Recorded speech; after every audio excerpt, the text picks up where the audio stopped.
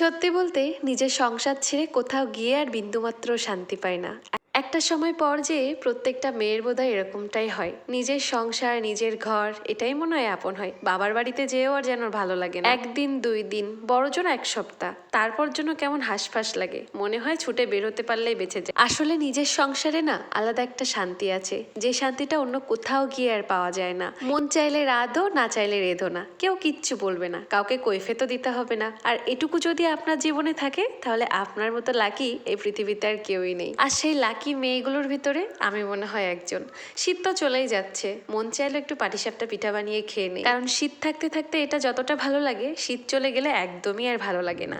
তাই আর কি, যে ভাবা সেই কাজ, বানাতে বসে গেলাম। বাড়িতে নারকেল ছিল, গ্রাম থেকে এনেছিলাম অবশ্য, গ্রামের বাড়িতে আমাদের অনেক নারকেল গাছ। আর আমি পাটিসাপটার ভিতরের পুরটা নারকেল দিয়েই বানাই। আমাদের ওদিকে সবাই নারকেল দিয়েই পাটিসাপটার পুর বানাই, আমি এখানে দেখেছি ক্ষীর দিয়ে পাটিসাপটা বানাই, সেটা আমার কাছে একদমই ভালো লাগে না। আবার সবার পছন্দ তো আর এক না, আমার ভালো লাগে না তাই তোমাদের জানালাম। তোমাদের কার কোনটা ভালো লাগে অবশ্যই কমেন্টে জানিয়ে দিও। আর আমার পাটিসাপটাগুলো কেমন হয়েছে জানাতে ভুলো না কিন্তু।